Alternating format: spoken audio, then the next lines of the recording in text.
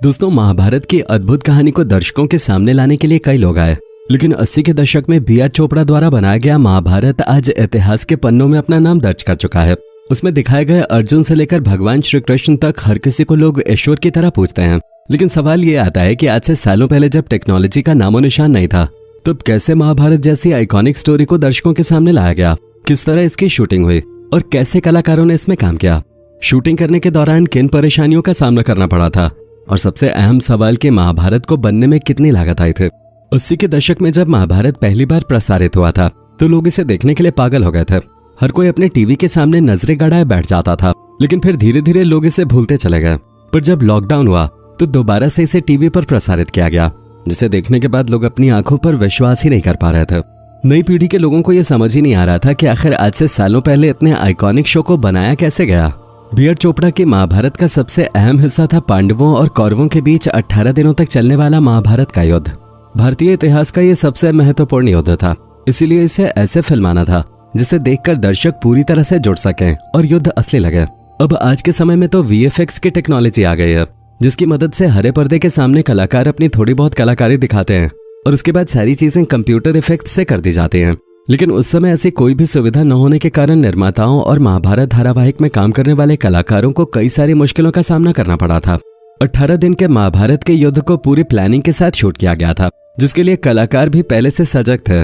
उन्हें मालूम था कि युद्ध वाले सीन में उन्हें बहुत ही ज्यादा मेहनत करनी पड़ेगी।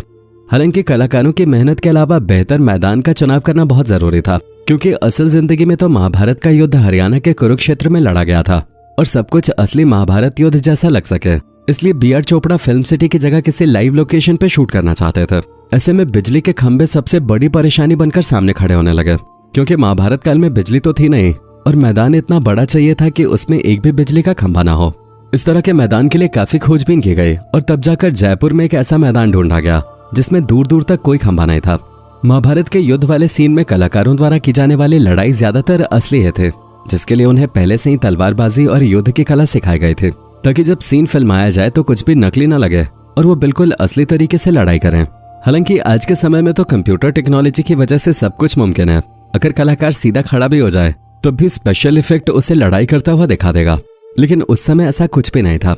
कलाकारों को हर एक सीन में जान डालने के लिए बिल्कुल सीरियस होकर लड़ाई करनी होते थे, जिसके लिए हर कलाकार अपने किरदार में पूरी तरह से ढल जाता था। यहाँ तक कि मैदान को पूरी तरह से युद्ध रणभूमि में बदल दिया गया था और युद्ध को बड़े स्तर पर दिखाने के लिए स्थानीय लोगों को सैनिक भी बनाया गया था, क्योंकि दोस्तों महाभारत के युद्ध में सैनिकों की बहुत ही बड़ी संख्या में आवश्यकता पड़ते थे। उस समय तो लाखों की संख्या में सैनिक मौजूद थे, लेकिन अब शूटिंग के दौरान इतने ज्यादा लोगों को इकट्ठा नहीं किया जा सकता था, इसलिए स्थानीय लोगों को ही ढोल बजाकर सैनिक बनने का प्रस्ताव दिया जाता था, ताकि ज्यादा खर्च न करना पड़े। जो भी स्थानीय लोग शूटिंग का हिस्सा बनते थे उन्हें एक दिन के कुछ पैसे देकर काम पे रखा जाता था।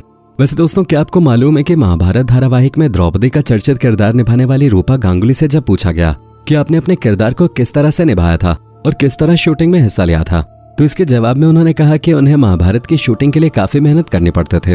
अपने शूटिंग के पुराने दिनों को याद करते हुए रूपा गांगुली कहती हैं कि आज के समय के कलाकार एक्टिंग कम करते हैं और तरह तरह की नौटंकी ज्यादा करते हैं, लेकिन वो समय ही कुछ और था। लोग एक दूसरे की मदद करते थे, कई घंटे लगातार काम करते थे और रात में थककर कब सो जाते थे पता भी नहीं चलता था। रूपा गांगुली ने बताया कि महाभारत में सभी कलाकारों ने एक दूसरे के साथ जी जान लगाकर काम किया था और वो लगातार 2 साल तक सुबह 5 बजे उठ के स्टूडियो जाया करते थे। इसके बाद रात 10 बजे फिल्म सिटी से होकर होटल पहुंचते थे। महाभारत की शूटिंग के दौरान एक चीज का हमेशा ध्यान रखा जाता था कि वाणी ही कर्म है, इसलिए कोई भी कलाकार अपने किरदार से अलग हटकर कुछ भी नहीं कर सकता था।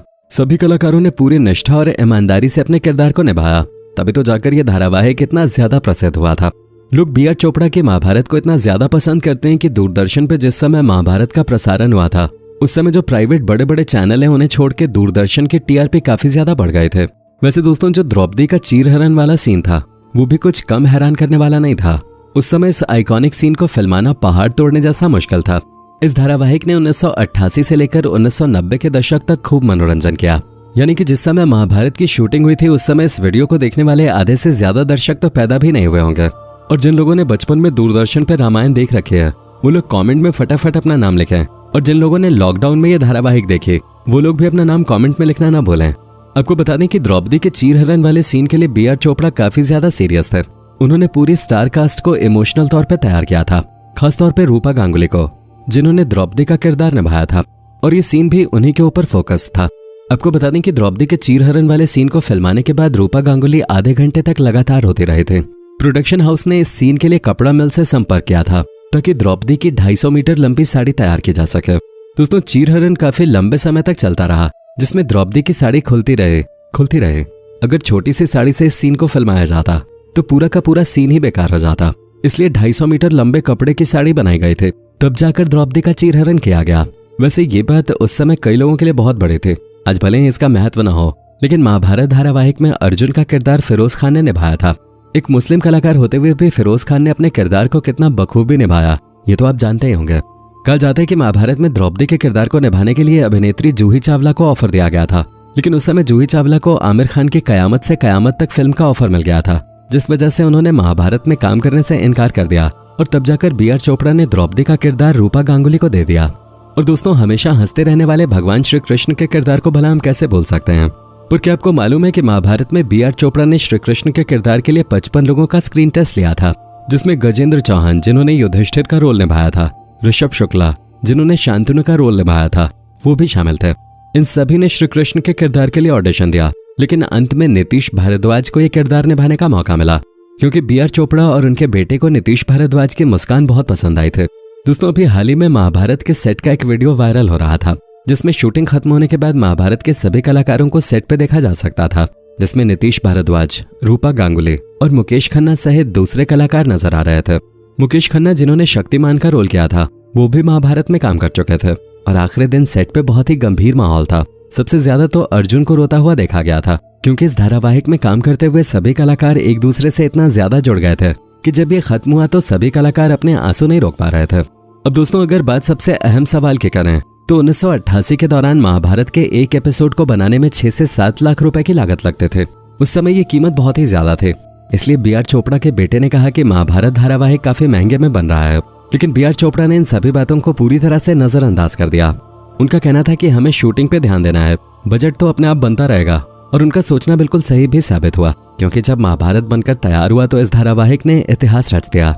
एक बात तो कहनी पड़ेगी कि 80 के दशक में बनकर तैयार होने वाले रामायण और महाभारत जितनी टीआरपी आज तक किसी भी सीरियल को नहीं मिल पाई है।